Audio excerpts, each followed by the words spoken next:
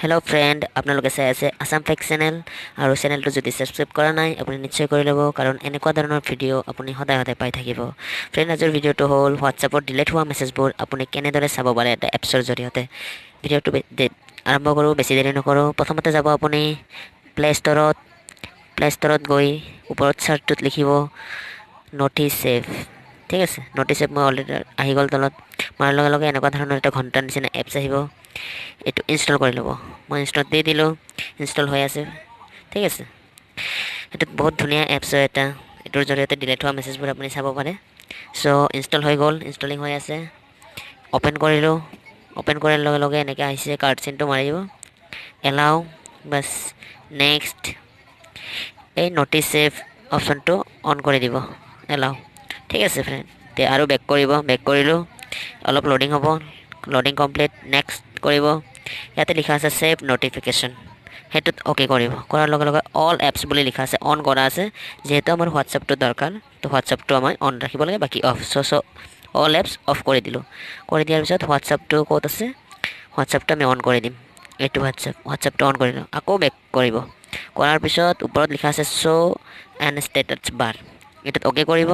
কৰাৰ পিছত এই চাৰিটা অন হৈ আছে, এই চাৰিটা অফ কৰিব। অফ কৰাৰ পিছত, কাৰণ আমাৰ হোৱাটছআপটো দৰকাৰ, সেইকাৰণে হোৱাটছআপটো অন কৰিব লাগে। হোৱাটছআপটো অন কৰিলোঁ, আকৌ বেক কৰিব। ইয়াতে মোটামুটি 90% কাম আপোনাৰ কমপ্লিট হৈ গ'ল। এতিয়া আকৌ এবাৰ বেক কৰাৰ লগে লগে আপোনাৰ এটা ঘণ্টাৰ নিচিনা চিন আহিব, তলত লিখা থাকিব কনফাৰ্ম। কনফাৰ্ম কৰিব। কনফাৰ্ম কৰাৰ লগে লগে ওপৰত ঘণ্টাৰ নিচিনা চিনটোৰ ওপৰত এটা এনেকুৱা আঁচ আছে, সেই আঁচটোত অ'কে কৰাৰ লগে লগে আপোনাৰ নটিফিকেশ্যনটো অন হৈ যাব। ঠিক আছে, তলত ৰাইট চিন আছে, ৰাইট চিনটোত অ'কে কৰিব। আকৌ দুইবাৰ অ'কে কৰিব, কৰাৰ লগে লগে আপোনাৰ কামটো ক্লিয়াৰ হৈ যাব। ঠিক আছে, কামটো হৈ গ'ল আপোনাৰ। হোৱাৰ পিছত আপুনি এতিয়া হোৱাটছআপৰ, মই বেলেগ এটা মোবাইলৰ পৰা মই হোৱাটছআপত এটা মেছেজ কৰি আছোঁ, আপুনি চাব পাৰে। মই দিলোঁ হাই বুলি, সেইটো মেছেজটা আহিছে। হেল্ল' বুলি দিওঁ আৰু এটা হেল্ল'। এতিয়া এই মেছেজ দুটা মই যদি ইয়াতে ডিলিট কৰি দিওঁ,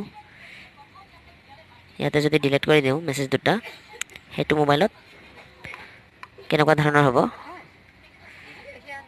ক্ৰছ চিন আহি যাব ন, এনেকুৱা ধৰণৰ হৈছে ন।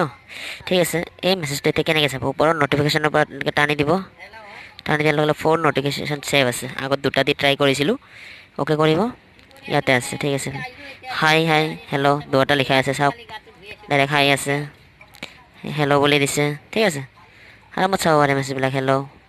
তো ডিলিট হোৱা মেছেজবোৰ এনেকৈয়ে চাব পাৰে আপুনি। ঠিক আছে, বহুত সহজ উপায় এটা এপছৰ জৰিয়তে। ঠিক আছে ফ্ৰেণ্ড, থেংক ইউ। নেক্সট ভিডিঅ'ত লগ পাম।